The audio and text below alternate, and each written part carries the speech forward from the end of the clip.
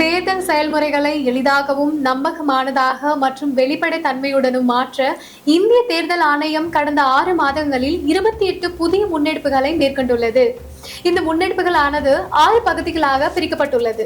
அரசியல் கட்சிகளுடனான இணைந்த செயல்பாடுகள், தேர்தல் முறைகளுக்கான தூய்மைப்படுத்துதல், தொழில்நுட்பத்தின் பயன்பாடு, வாக்காளர் பட்டியலின் துல்லியம், வாக்களிப்பதை எளிதாக்குதல் மற்றும் திறன் மேம்பாடு ஆகியனவாகும். இந்த காணொலியில் இந்திய தேர்தல் ஆணையத்தால் பதிவு செய்யப்பட்ட அங்கீகாரம் பெறாத அரசியல் கட்சிகளில் தற்போது செயல்பாட்டில் இல்லாதவற்றை பதிவு செய்யப்பட்ட கட்சிகளின் பட்டியலிருந்து நீக்கம் செய்ய மேற்கொண்ட நடவடிக்கைகளை பற்றி காணப்போகிறோம். இந்திய தேர்தல் ஆணையம் மேற்கொண்ட இம்முயற்சியின் அடிப்படையில் முதல் கட்டமாக 334 செயல்படாத பதிவு பெற்ற அங்கீகாரம் பெறாத கட்சிகள் இப்பட்டியலிருந்து நீக்கப்பட்டன.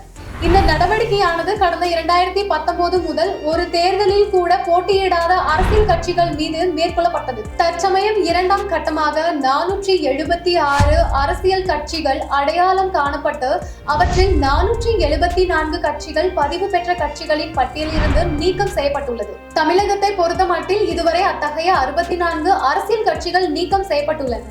இது போன்ற இந்திய தேர்தல் ஆணையம் தொடர்பான மேலும் புதிய தகவலுக்கு எங்களது அனைத்து சமூக ஊடக தளங்களை பின்தொடரவும் மற்றும் சப்ஸ்கிரைப் செய்யவும்.